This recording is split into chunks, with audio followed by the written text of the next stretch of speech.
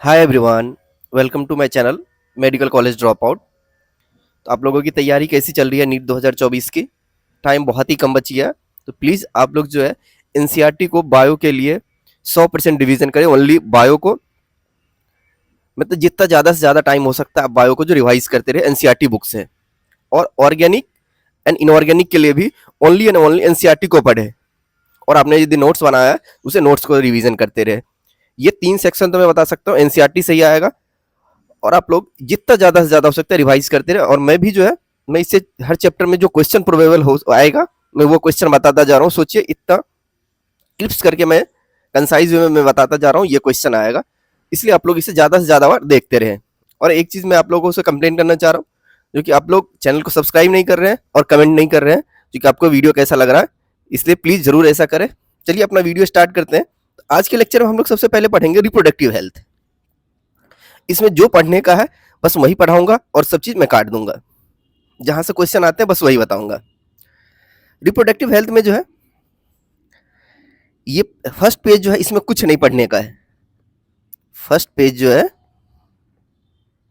रुकिए, first page में कुछ नहीं पढ़ना है, ओनली एंड ओनली देखिए फर्स्ट पेज में कुछ क्वेश्चन नहीं आएगा, मैं यहाँ पे काट दे रहा हूँ। फिर आपको सेकेंड पेज में से भी कुछ नहीं पढ़ना है। हाँ, सेकेंड पेज में कहाँ से पढ़ना है तो वो है एमनियोसेटेसिस।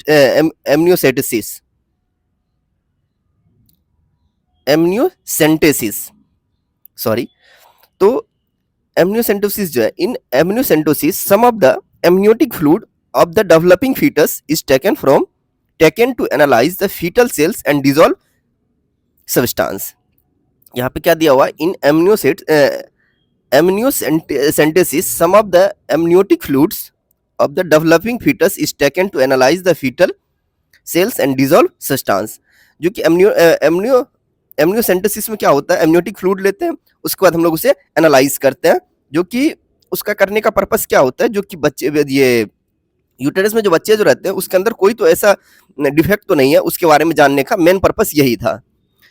This procedure is used to test for the presence of certain genetic disorder such as Down syndrome, hemophilia, sickle cell anemia, etc. determine the survivability of the fetus।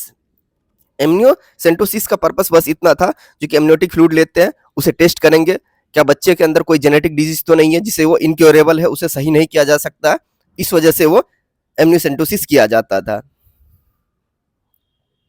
अब आगे है, इसमें से नेक्स्ट पेज में क्या पढ़ना है तो बस ये पढ़ना है, सहेली जो है, सहेली is a new contraceptive for the female was developed by scientist at central drug research institute CDRI in Lucknow.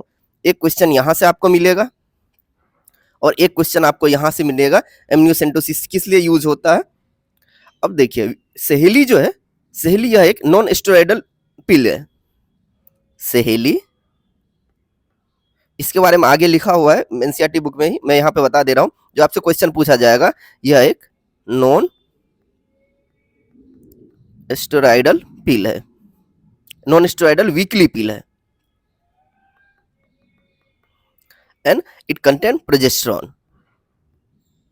Progesterone जान गए। फिर आगे आपको यहाँ से कुछ नहीं पढ़ना है, ये सारा चीज यूजलेस है, टाइम आपका मैं बचा दे रहा हूँ। ये हम दो हमारे दो, ये सारा सब स्लोगन दिया गया था। जो आपने ये देखा होगा ना पंचायत में, 2 बच्चे अच्छे उससे ज्यादा बवासीर, कुछ ऐसा था।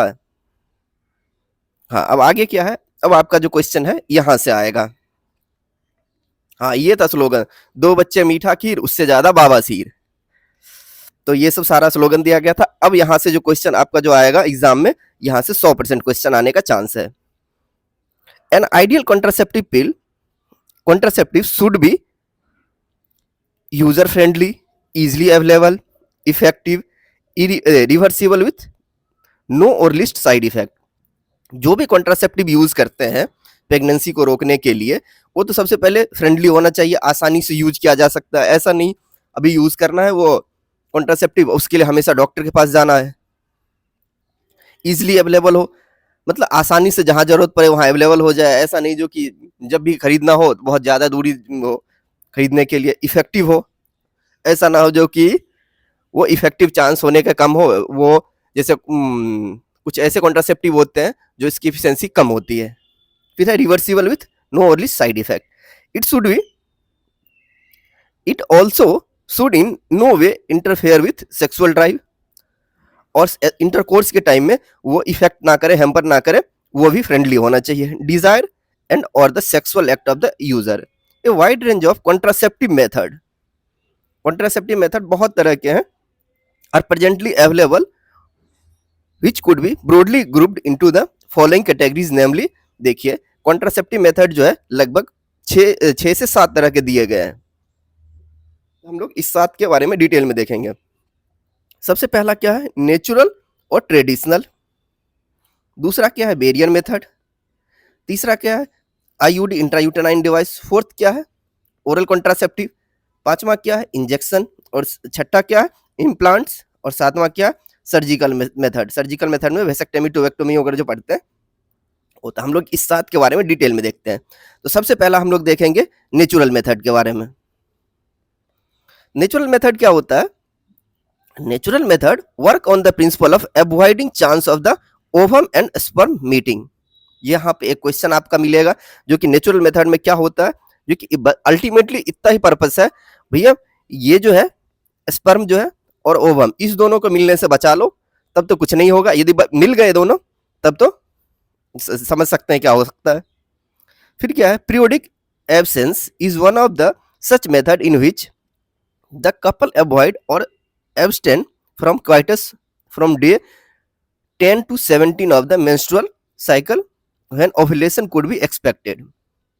यहाँ पे एक दो क्वेश्चन बनेगा, एक तो आपको नेचुरल मेथड से, पीरियोडिक एब्सेंस से, और दूसरा क्या आपको ये जो है किस टाइम में इंटरकोर्स नहीं करना चाहिए, ओव्यूलेशन का चांस होता है, इससे पूछा जाएगा। और ये कौन सा डे रहेगा, 10 to 17 डे। देखिए नॉर्मल जो होता है मेंस्ट्रुअल का टाइम पीरियड क्या है, मेंस्ट्रुअल साइकिल का 28 दिन का होता है, 28 से 29 दिन हम लोगों ने ले लिया, 1 से 28 दिन। 14th डे पे ओव्यूलेशन होता है, और ये ओव्यूलेशन, और इससे 3 दिन आगे 1 2 3 15 16 17वां दिन, और इधर जो 3 दिन है 11 दिन, ये जो चांस है 11 से लेकर 17 के बीच में इंटरकोर्स नहीं करना चाहिए। इस टाइम में पार्टनर को कॉपुलेशन नहीं करना चाहिए, सेक्स नहीं करना चाहिए। इस बीच में फर्टिलाइजेशन का चांस जो है मैक्सिमम रहता है। क्यों, इस दिन तो ओव्यूलेशन होता है, प्रेगनेंसी को कंसीव करने का चांस सबसे ज्यादा होता है। As chance of fertilization are very high during this period, it is called the fertile period. Therefore, by abstracting from coitus during the period, conception could be prevented. इसमें जो natural method में भी दो है, एक है विथड्रॉवल और coitus interrupt, और दूसरा है लैक्टेशनल एमेनोरिया। विथड्रॉल और क्वाइटस इंटरप्ट ये क्या होता है, इज अनदर, ये भी यहाँ पे आप क्वेश्चन पूछा जाएगा। नेचुरल मेथड में दो आते हैं, क्वाइटस और विथड्रॉल और क्वाइटस इंटरप्ट, और दूसरा लैक्टेशनल एमेनोरिया। ये दोनों के बारे में पूछा जा सकता है ऑप्शन के बारे में, तो इसमें से कौन सा है नेचुरल मेथड है, और इस दोनों में क्या होता है। In which the male partner withdraw his penis from the vagina just before ejaculation as to avoid the insemination। Withdrawal और क्वाइटस इंटरप्ट में ये बोल रहा है, यदि इंटरकोर्स के टाइम में, सेक्स के टाइम में, यदि मेल पार्टनर को ऐसा फील हो जो कि उसके जो है सीमेन डिस्चार्ज होने पे उससे पहले ही वो मींस इजैकुलेट होने से रोक ले, ये हो गया। फिर दूसरा क्या है, लैक्टेशनल एमेनोरिया। लैक्टेशनल एमेनोरिया ये बोल रहा है absence of menstruation method is based on the fact that ovulation and therefore the cycle is not occur during the period of intense lactational following parturition। इसमें ये बोल रहा है जो कि जब लैक्टेशनल पीरियड होता है अप्रोक्स 6 मंथ का, उस टाइम पीरियड में क्या होता है, मेंस्ट्रुएशन तो होता नहीं है, तो मेंस्ट्रुएशन नहीं होने की वजह से फर्टाइल होने के चांस जो है ना के बराबर रहता है। इस वजह से ये है दूसरा ये कंट्रासेप्टिव मेथड है। Therefore, as long as the mother breastfeed the child fully, chances of conception are almost nil. However, this method has been reported to be effectively only up to a maximum period of 6 months। ये आपको question पूछा जाएगा lactational amenorrhoea कितने month तक के लिए effective है, तो वह 6 मंथ के लिए। एज नो मेडिसिन और devices are used in this method, side effects are almost nil. इसमें तो कोई मतलब ऐसा कॉन्ट्रा इस ये जो दो मेथड है, एक तो विथड्रॉल और क्वाइटस इंटरप्ट्स और लैक्टेशनल एमेनेरिया, बाहर से तो हम लोग कोई पिल्स ना लेते ना इंजेक्शन लेते हैं, इस वजह से इसके तो कोई साइड इफेक्ट नहीं है। विथड्रॉल का आप एक बेस्ट एग्जांपल समझ सकते हैं, जो कि बिहार के जो सीएम जो थे, इन्होंने जो एक स्टेटमेंट दिया था ये विधानसभा में, आप वो सुन के समझ सकते हैं वो उनका क्या कहना था। उनका बस यही कहना था, बस उनका बोलने का मीनिंग सिंपल वे में, मतलब क्या बोल, लोकल भाषा में था, इस वजह से। फिर नेक्स्ट क्या है, बैरियर मेथड। बैरियर क्या होता है, जैसे कुछ दो है, इसके बीच में रोक दो, यही हो गया बैरियर, किसी को दोनों को मिलने से रोकना, इसको बैरियर मेथड बोलते हैं। Ovum and sperms are prevented from physically meeting with the help of barriers. ये आपका क्वेश्चन बन जाएगा, जो कि बैरियर मेथड में होता क्या है। Such method are available for both male and female.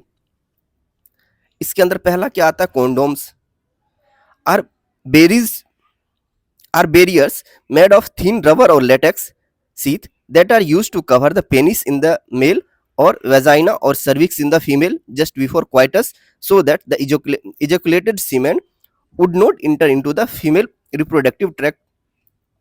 Condom का यही पर्पस होता है, जो कि यदि मेल कॉन्डोम यूज करता है तो सीमेन जो है फीमेल जेनिटल ट्रैक्ट में ना बाहर निकले, बस यही पर्पस रहता है। This can prevent conception. Nirodh is a popular brand of condom for the mail.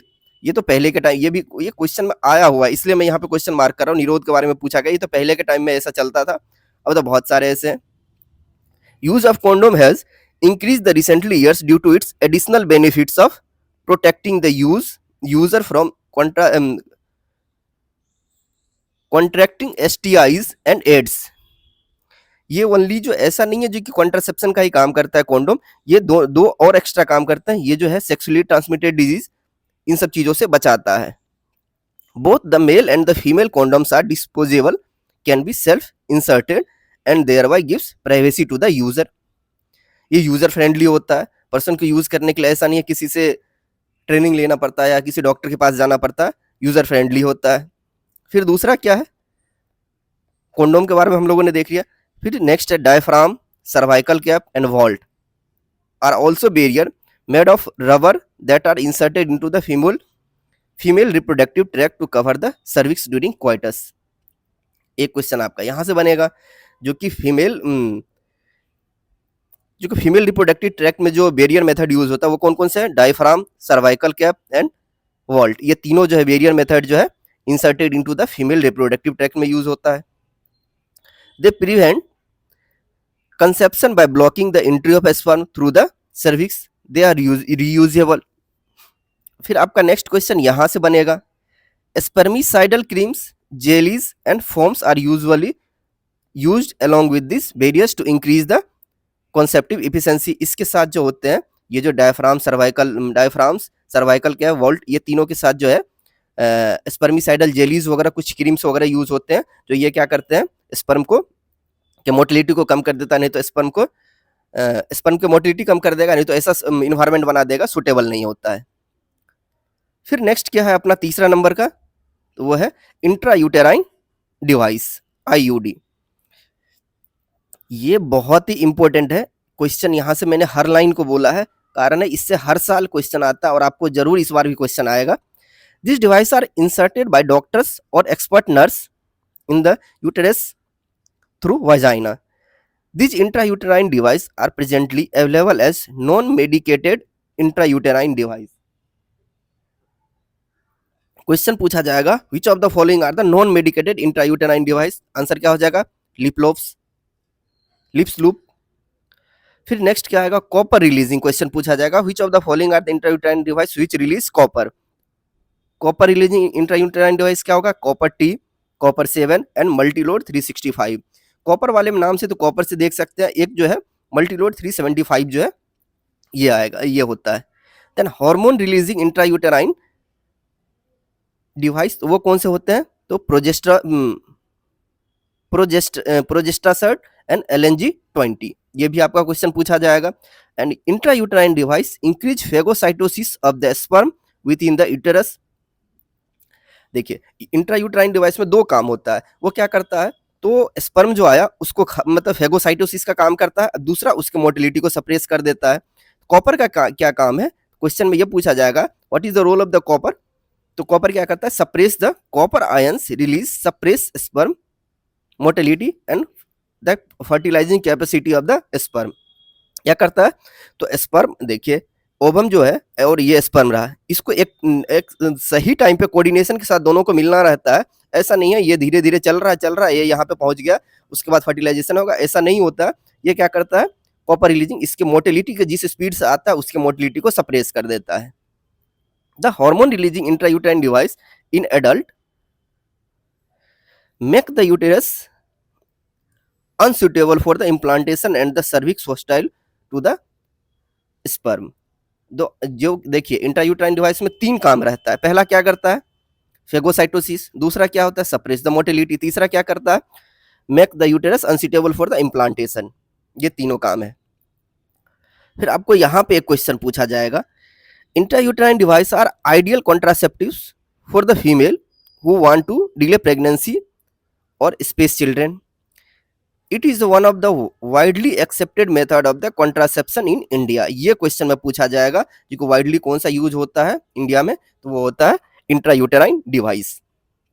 फिर आपका नेक्स्ट क्वेश्चन यहाँ पे बनेगा, oral administration of small doses of either progesterones और प्रोजेस्ट्रॉन ईस्ट्रोन कॉम्बिनेशन। जो भी पिल्स होता है उसमें दो कॉम्बिनेशन यूज किया जाता है। ऑप्शन में आपको ये पूछा जाएगा द पिल्स या कॉन्ट्रासेप्टिव जो डिवाइस नहीं कॉन्ट्रासेप्टिव जो होते हैं उसमें क्या कौन सा हार्मोन यूज किया जाता है, इधर प्रोजेस्ट्रॉन यूज होगा, नहीं तो combination of estrogen and progesterone, only estrogen use नहीं होता है। They are used in the form of tablets, hence they are popularly known as the pills. जो पिल्स जो भी लिया जाता है, चाहे जिस तरह का पिल्स हो, वीकली पिल्स हो, डेली पिल्स हो, मंथली पिल्स हो, ये सारे पिल्स जो होते हैं उसमें एक हार्मोन यूज किया जाता है, चाहे तो प्रोजेस्टेरॉन नहीं तो ईस्ट्रोजन प्रोजेस्टेरॉन यूज होता है। Pills have to be taken daily for a period of 21 days starting preferably within the first 5 days of menstrual cycle after a gap of 7 days. इसको नहीं पढ़ने का जरूरत है। अब यहां से देखिए क्वेश्चन आएगा, दे इनहिबिट, ये पिल्स का रोल पूछ रहा है, पिल्स कैसे काम करता है उसके बारे में।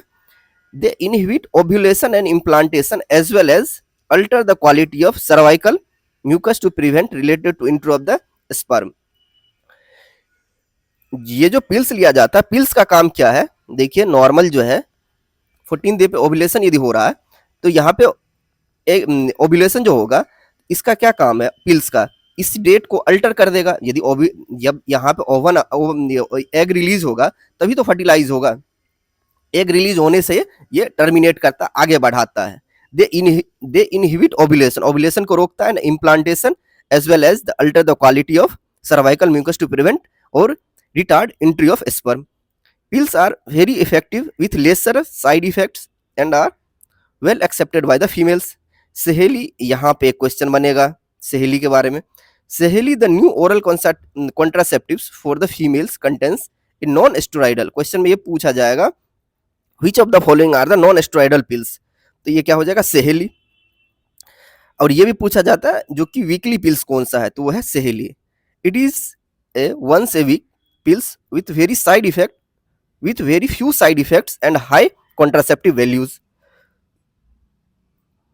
क्वेश्चन में इस यहाँ पे सहेली से जो क्वेश्चन आएगा, दो क्वेश्चन पूछा जाएगा जो कि नॉन स्टेरॉइडल है, दूसरा ये पूछा जाएगा यह एक वीकली पिल्स है। प्रोजेस्टेरॉन्स alone or in combination with estrogen can also be used by females as injection or implants under the skin। जो इंजेक्शन भी जो यूज किया जाता है प्रेगनेंसी को टर्मिनेट करने के लिए, तो उसमें भी क्या रहता है प्रोजेस्टेरॉन यूज होगा इधर, नहीं तो कॉम्बिनेशन ऑफ एस्ट्रोजन प्रोजेस्टेरॉन। और जो इम्प्लांटेशन होता है सबक्यूटेनियस लेयर में, ये देखिएगा यहाँ पे कहीं पे फोटो दिया हुआ था, हाँ ये जो होता है इम्प्लांट्स में यूज होता है। जो जब आप लोग कॉलेज जाइएगा तो उस टाइम आपको दिखा दिया जाएगा, समझाया जाएगा, जो कि जब ये जो स्किन का सबक्यूटेनियस लेयर होता है उसमें ये इंसर्ट किया जाता है, ये आपको सब कुछ दिखाया जाएगा। जो क्या बोलते हैं फर्स्ट ईयर में एनाटॉमी में जो है जो डिसेक्शन होता है, डिसेक्शन जो होगा उसी में आपको मेल मेल के बारे में, फीमेल के बारे में सब कुछ अच्छे से बताया जाएगा, इसलिए आप लोग मेहनत बहुत करें। Their mode of action is similar to the pills and their effective periods are much longer. यहाँ पे एक क्वेश्चन ये पूछा जाएगा जो कि कॉम्बिनेशन क्या रहता है, एडमिनिस्ट्रेशन ऑफ प्रोजेस्टेरोन और progesterone estrogen combination or IUD within 72 hours of coitus have been found to be very effective as emergency contraceptive as they could be used to avoid possible pregnancy due to the rape or casual unprotected intercourse. यहाँ पे question में पूछा जाएगा आपसे 72 hours, जैसे किसी कोई कोई पार्टनर जो है अनप्रोटेक्टेड सेक्स किया, उसमें क्या होगा, जो कि अनप्रोटेक्टेड सेक्स करने से हो सकता है फर्टिलाइजेशन के चांस हो, तो उसके लिए बचने का एक ही ऑप्शन है, जो कि एक ही ऑप्शन है, ऑप्शन बहुत सारे हैं, मतलब सेफ ऑप्शन ये है 72 आवर्स के क्वाइटस के इंटरकोर्स के 72 आवर्स के बीच में जो है जो कॉन्ट्रासेप्टिव पिल्स आते हैं वो दे देना चाहिए, वो जो है प्रेगनेंसी को रोकता है। क्वेश्चन आपसे यही पूछा जाएगा। फिर नेक्स्ट मेथड क्या है, वो है surgical sterilisation. Surgical method also called sterilisation बोलते हैं। सर्जिकल मेथड जो है यह इरिवर्सिबल मेथड है। देखिए इरिवर्सिबल मेथड, इरिवर्सिबल मेथड बोलने का रीजन क्या है, ये देखिए ये दोनों पाइप को यदि कोई अभी पाइप आप लीजिए, कोई थ्रेड ले लीजिए, स्ट्रॉ ही ले लीजिए, इसको बीच से एक बार काट दीजिए, फिर से आप इसे जोड़ना पॉसिबल है, मतलब रेयर केस है जो कि इसे जोड़ पाएंगे। उसी तरीके से ये इरिवर्सिबल है। इसमें क्या होता है, देखिए मेल में क्या होता है वेसेक्टोमी, फीमेल में क्या होता है ट्यूबेक्टोमी। जब पढ़ते होंगे इपिडिडेमिस, वास डिफरेंस, ये सीक्वेंस जो पढ़ते हैं तो वास डिफरेंस किसमें होता है, मेल में, तो वेसेक्टोमी इसी से बना। और एक याद कीजिएगा, दूसरा खुद ब खुद आप चूज करना आसान रहेगा। तो वी से क्या होगा वेसेक्टोमी, तो ये मेल में होता है, ये क्या करता है वास डिफरेंस को काट दिया जाता है और थ्रेड को इस साइड से और इस साइड से दोनों बांध दिया जाता है। फीमेल में क्या होता है ट्यूबेक्टोमी होता है, तो फेलोपियन ट्यूब जो है, फेलोपियन ट्यूब, ट्यूबेक्टोमी इससे याद कीजिएगा। ट्यूबेक्टोमी से क्या करता है, फेलोपियन ट्यूब को काट दिया जाता है और थ्रेड से बांध दिया जाता है। क्या बोल रहा, surgical methods are generally advised for the male और female partner as a terminal method to prevent any more pregnancy.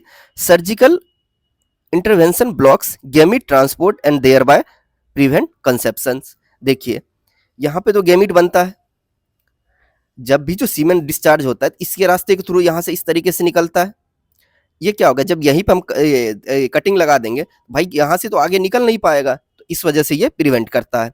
उसी तरीके से ओव्यूलेशन होगा, एग जो रिलीज होता है इस तरीके से निकलता है। अब यहीं पे मैं ब्लॉकेज लगा दूं ये तो आगे बढ़ेगा नहीं, इस तरीके से ये प्रिवेंट करता है। Sterilisation procedure in the male is called vasectomy. ये क्वेश्चन आपका रहेगा, मेल में क्या होता है उसे क्या बोलते हैं vasectomy, and in the female tubectomy, ये भी आपका क्वेश्चन रहेगा। फीमेल में जो बोलते हैं उसे क्या बोलते हैं ट्यूबेक्टोमी बोलते हैं। अब यहाँ पे पढ़ने के देखिए इन वेसेक्टोमी मेल में पूछ रहा है, बोल रहा है a small part of the vas deferens, देख रहे किसे कट किया जाता है, the vas deferens is removed और tie up through a small incision on the scrotum, where in tubectomy, ये फीमेल की बात हो रही है, फेलोपियन ट्यूब को जो कट करते हैं, a small part of the fallopian tube is removed और tie up through a small incision in the abdomen और थ्रू वेजाइना।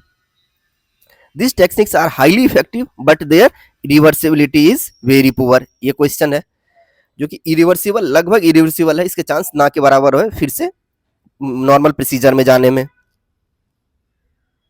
इसको पढ़ने की कोई जरूरत नहीं है। अब देखते हैं एमटीपी के बारे में क्या दिया हुआ है। एमटीपी का फुल फॉर्म क्या होता है, मेडिकल टर्मिनेशन ऑफ प्रेगनेंसी और इंड्यूस्ड एबॉर्शन, बस इतना ही पढ़ना है, इसमें ये डेट वगैरह नहीं पढ़ना है। वाई एमटीपी, अब एमटीपी क्यों यूज करते हैं ये सारा चीज देखते हैं। Obviously the answer is to get rid of unwanted pregnancies either due to the casual unprotected intercourse और failure of the contraceptive use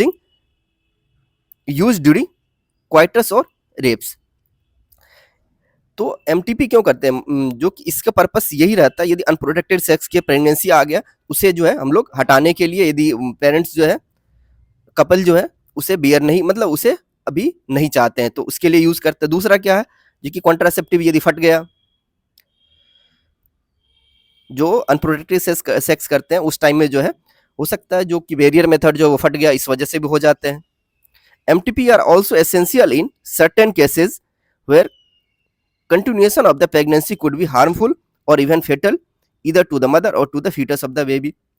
पहला क्वेश्चन यहाँ पे बनेगा, दूसरा क्वेश्चन यहाँ बनेगा। दूसरा क्वेश्चन क्या बनेगा, जो कि यदि अभी कोई प्रेग्नेंट लेडी है 1 मंथ का है चाहे 2 मंथ है, जब उसे टेस्ट किया जाता है, टेस्ट करने पे जेनेटिक टेस्ट वगैरह किया गया, बच्चे में कोई एबनॉर्मेलिटीज है, उसे क्योर नहीं किया जा सकता है, उसके तो पूरे फ्यूचर के लिए ही हेम्पर रहेगा। इस वजह से उसे टर्मिनेट किया जाता है उस प्रेगनेंसी को नहीं। तो जब ये पार्चुरेशन होगा उस टाइम यदि मदर को यदि वो हेम्पर करेगा, उसे उसके लिए फेटल रहेगा। इस वजह से ये करने का बस ये 2 रीजन होते हैं। MTP are considered relatively safe during the first trimester up to a 12 weeks of pregnancy. ये क्वेश्चन पूछा गया है कई बार, जो कि एमटीपी कितने वीक तक करना चाहिए, तो 12 वीक तक, इन द सेंस 3 मंथ तक जो ये किया जा सकता है। Second trimester abortions are much more riskier होता है, जो कि सेकेंड ट्राइमेस्टर जो होता है, जो कि 3 ये यहाँ पे जो है पहला 3 मंथ में एबॉर्शन किया जा सकता है, इसके बाद जो है वो फेटल होता है।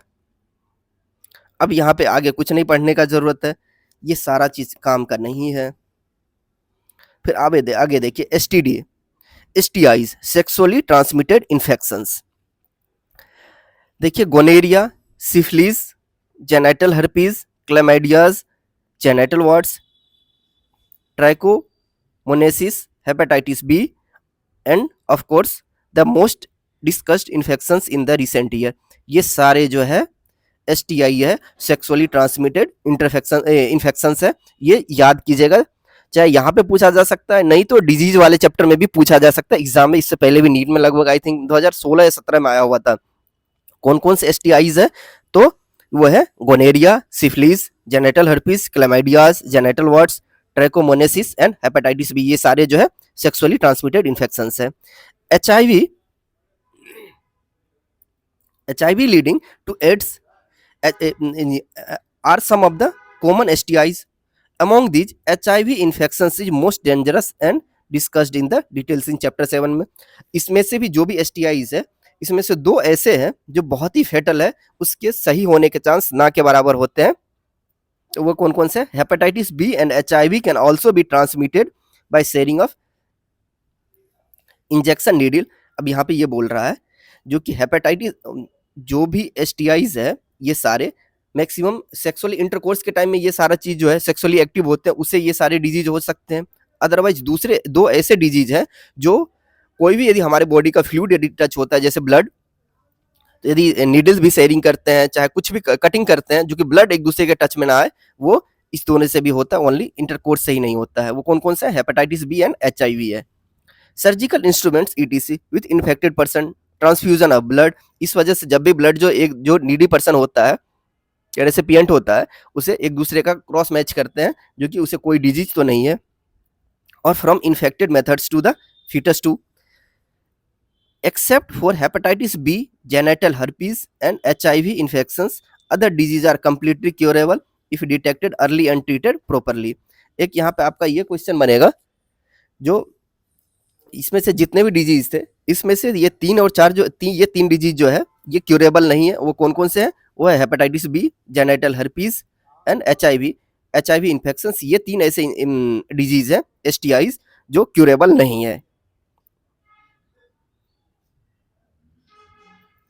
इसमें आगे भी कुछ नहीं पढ़ना है। अब यहाँ पे जो है क्वेश्चन यहाँ पे एक और बनेगा, one could be free of this infections by following simple principal given below. और इस चीज से हम कैसे बच सकते हैं? पहला, avoid sex with unknown person और unknown partner, multiple partners. Means यदि अननोन पर्सन के साथ, ये जो STI से बचने का क्या तरीका है, जो अननोन पार्टनर या मल्टीपल पार्टनर के साथ सेक्स नहीं करना चाहिए। फिर दूसरा क्या है? Always try to use condoms during coitus, जो कि इंटरकोर्स के टाइम में प्रोटेक्टेड सेक्स करना चाहिए, कॉन्डोम्स वगैरह यूज करना चाहिए। तीसरा क्या है? In case of doubt one should go to the qualified doctors for early detection and get complete treatment if diagnosed with infections.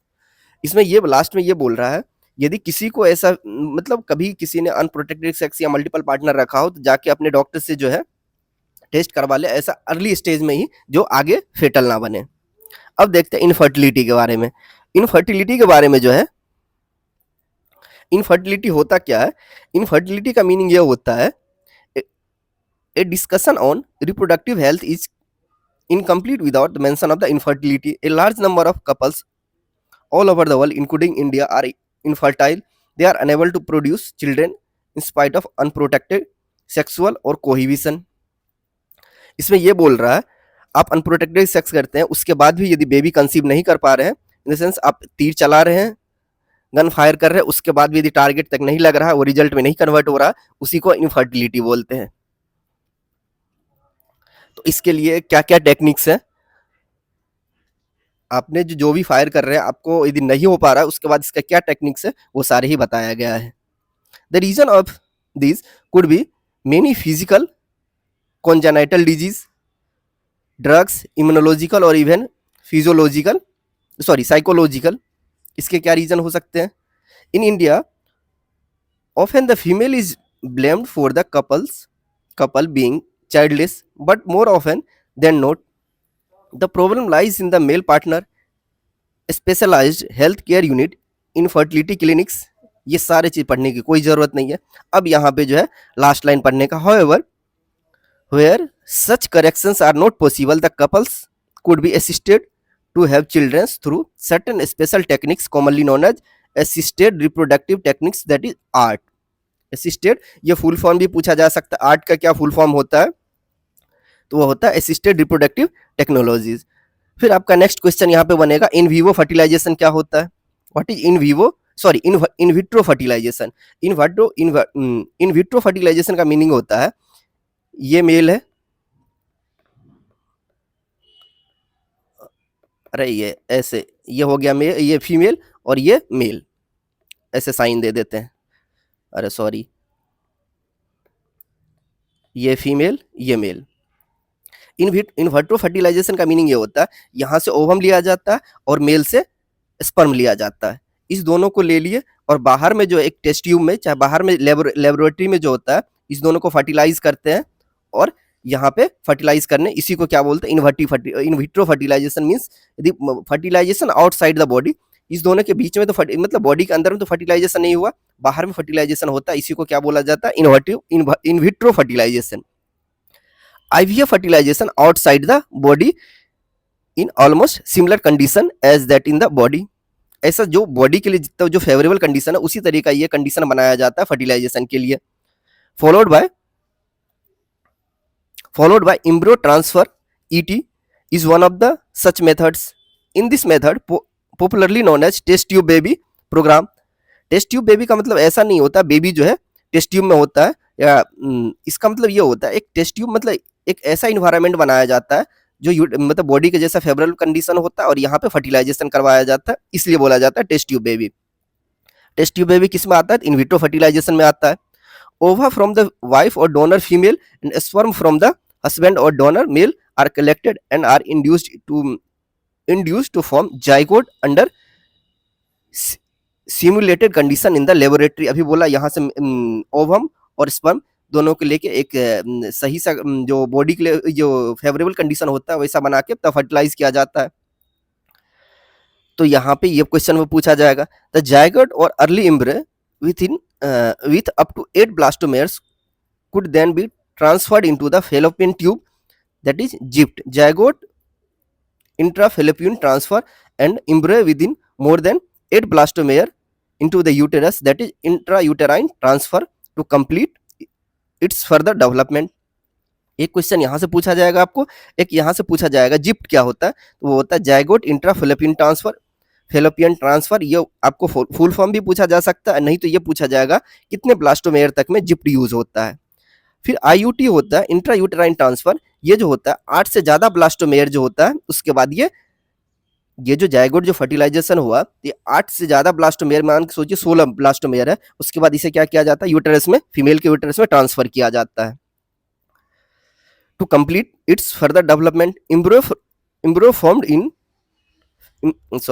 formed by in vivo fertilization, fusion of the gamete within the female also could be used for such transfer to assist those female who can not conceive. एक question यहाँ पे पूछा जाएगा, in vitro में क्या होता है, fertilisation बाहर होता है, इन विवो में क्या होता है, फर्टिलाइजेशन इनसाइड द बॉडी होता है, फीमेल की बॉडी में फर्टिलाइजेशन होता है। इन विट्रो के अंदर में क्या क्या हम लोगों ने पढ़ा, ईटी पढ़ा, एम्ब्रियो ट्रांसफर करते हैं। इसमें क्या करते हैं, जब जाइगोट बन गया तो यदि 8 ब्लास्टोमेयर तक ट्रांसफर करते हैं तो उसे जिप्ट बोलते हैं, 8 से ज्यादा करते हैं तो आईयूटी बोलते हैं। फिर अब अपना है लास्ट पोर्शन है, जो यहां से भी क्वेश्चन आएगा आपका, वो होता है अब क्या, यहां से हम लोगों ने क्या पढ़ा था, फर्टिलाइजेशन आउटसाइड द बॉडी किया था, अब इसमें क्या करेंगे, फर्टिलाइजेशन इनसाइड द बॉडी करेंगे। Transfer of an ovum collected from a donor into the fallopian tube GIFT, gamete intrafallopian transfer of another female who cannot produce once but can provide suitable environment for fertilization and further development is another method attempt। इसमें ये बोल रहा है जो कि simple में, जैसे कोई फीमेल है, उसके बॉडी का जो यूटेरस का जो इन्वायरमेंट है, यूटेरस का जो इन्वायरमेंट है वो एकदम फेवरेबल है, जैसा होना चाहिए वहाँ का पीएच, वहाँ का इन्वायरमेंट, तो सब कुछ फेवरेबल है। बट ये जो है ओवम जो जो होना चाहिए डिस्चार्ज ओव्यूलेशन के टाइम में, वो बट ये बेबी को कंसीव नहीं कर पा रही है। तो क्या किया जाएगा, दूसरा यदि फीमेल है, सेकंड फीमेल, तो यहाँ से क्या किया जाएगा, ओवम लेके इसके बॉडी में ट्रांसफर किया जाएगा। उसके बाद ये हेल्प करता है, transfer of ovum collected from a donor into the fallopian tube that is ZIFT zygote intrafallopian transfer. देखिए यहाँ पे जेड है, तो जेड इन विट्रो में आया है, और इन विवो में क्या आया है, तो जिप्ट GIFT है। फिर दूसरा क्या होता है method, intracytoplasmic sperm injection ICSI is another specialized procedure to form an embryo in the laboratory in which a sperm is directly injected into the ovum. इसमें क्या होता है, जैसे देखिए ये ओवम है, तो स्पर्म को जो है, ये वाला दिक्कत किसके केस में है, फीमेल के केस में। जिप्ट कब यूज किया गया, तो फीमेल, यदि फीमेल जो है फेवरेबल नहीं है, उसे दिक्कत है। और ये आर्टिफिशियल इंसेमिनेशन मतलब ICSI जो है, इंट्रासाइटोप्लाज्मिक स्पर्म इंजेक्शन, ये कब किया जाएगा, यदि मेल के अंदर कोई दिक्कत है, ये स्पर्म है, ये यहाँ तक नहीं पहुंच सकता, ये फर्टिलाइज नहीं कर सकता, तो एक ही ऑप्शन है, इसे ले लिया जाएगा और इसे जो इंजेक्शन के थ्रू इसमें इंसर्ट कर दिया जाएगा, तब फर्टिलाइजेशन होगा। ये मेल में दिक्कत रहा, ये देख रहे हैं यहाँ पे मैंने मेल लिख दिया।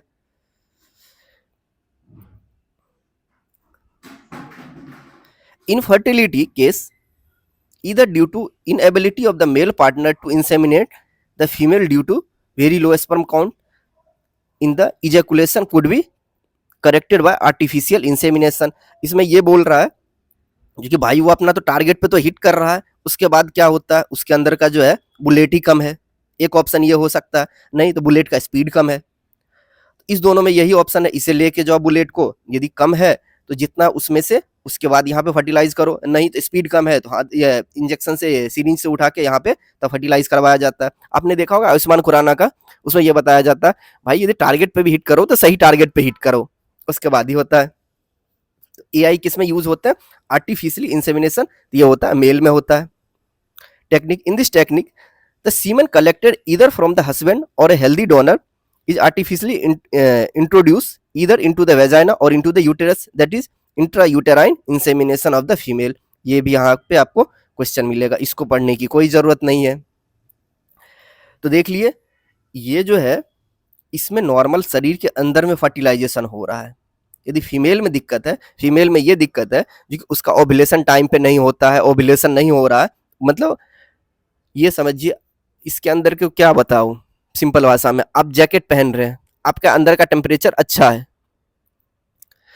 इसके बॉडी का टेम्परेचर सब कुछ अच्छा है, और जो है ये ओवम नॉर्मली सीक्रेट नहीं हो रहा, मतलब जो रिलीज नहीं होता है, तो इसमें क्या किया जाएगा, तो बाहर से ओवम लाके इनके यूटेरस में डाल दिया जाएगा या फैलोपियन ट्यूब में डाल दिया जाएगा, उसको जिप्ट बोले, गैमेट इंट्राफैलोपियन ट्रांसफर। फिर यदि मेल में है, मेल में क्या दिक्कत होता है, तो हो सकता है इरेक्टाइल डिस्फंक्शन हो, तो उसका स्पर्म लेके, सीमेन लेके फीमेल के जेनिटल ट्रैक्ट में डाला जाता है, नहीं तो स्पर्म की मोटिलिटी कम हो, ये सारा चीज होता है। और ये सारा जो था इन विवो में। तो देखिए क्वेश्चन आपको कितना मिला, 1 2, एक यहाँ पे भी क्वेश्चन आएगा 3, 4, 5, 6, 7, 8, 9 ये 9 क्वेश्चन कीजिएगा। इसमें से एक क्वेश्चन आपको मिलेगा। आपको पता है इस चैप्टर से 2 क्वेश्चन आते हैं। तो चलिए, आपको वीडियो कैसा लगा प्लीज जरूर कमेंट कीजिएगा और एग्जाम की तैयारी अच्छे से कीजिए। अभी टाइम है, आप रिवाइज